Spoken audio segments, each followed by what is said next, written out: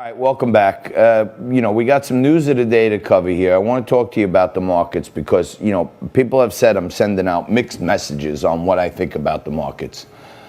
I am a purist in some ways, so when I look at a chart, if you look at charts, they usually, over some period of time, they have some symmetry to them. They go up and then they come down, and they go up and they come down. When I see the chart of this market, and I know the fundamental side is that the government has been pumping trillions of dollars of cash in, I feel like this big spike has to have a point of breakdown before it can get some real stability. On the other hand, the market itself is a forward-looking vehicle, and Johnny T don't know a thing. I can make some assumptions and hypotheses about what I think is going to happen or could happen or how this looks like something I've seen in the past, but it sure looks like the market is producing more buyers than sellers, right? And that's like the simplest way to put it. Why is the market up today? Well, there were more people buying than selling. Not necessarily perfectly true, but for the most part, when there's more buyers than sellers, the market goes up. Okay, that's a simple one, right?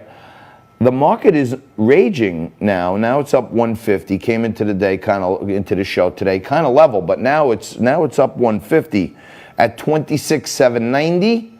So right here around 26,800, a breakthrough of 27,000 is another one of those positive signs. Now we were getting up there in the 29s right about when all this COVID crap happened. So I'm starting to feel like the market may be thinking, all right, we can shake off all that government intervention. That helped, but we're seeing good things ahead. And they're talking about vaccines that may be getting closer. Many people don't realize when you hear the left wing talking about, oh God, how terrible the president was and he didn't act quick enough and could have cost hundreds of thousands of lives.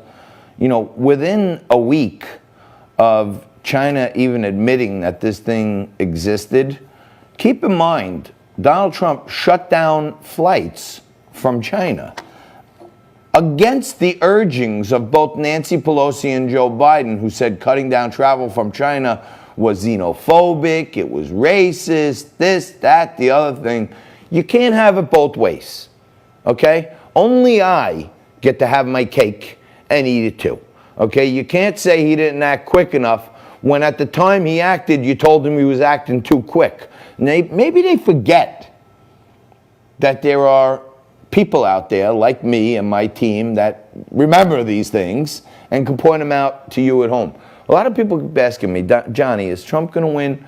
I don't think, unless, the next thing could come. I mean, this is how badly. You don't realize that we are literally in a holy war between good and evil in our government. And the evil side, the Democratic left-wing institutionalists who are against freeing slaves, who are against giving slaves the right to vote, giving women the right to vote, the same Democratic left-wing institutionalists are the ones right now that are using every weapon available to them, including George Soros. They've outsourced a lot of the fundraising to the DNC to Black Lives Matter and George Soros. I saw a report yesterday that George Soros was allegedly going to put another $220 million into campaigns to fight against social injustice and social inequality. Those are all dog whistles for left-wing Marxist propaganda. Open borders, it takes a village, the breakdown of the nuclear family. That's what Soros wants. He wants one world where there is no individual characteristics. There's no humans. There are no things. There's no religion. There's no color. There's no sex. We're just all this one gray mass that's controlled by the government. Now, this morning, I shopped at some local businesses, which I've been trying to do left and right, because I have my daughter's prom. They were allowed to have a prom finally, and they're going to have the pre-prom here. So I was in the Christmas tree shops this morning, and I got there a little early because I wanted to get in and out before all the ladies started swarming the place. And I got there around 8:40.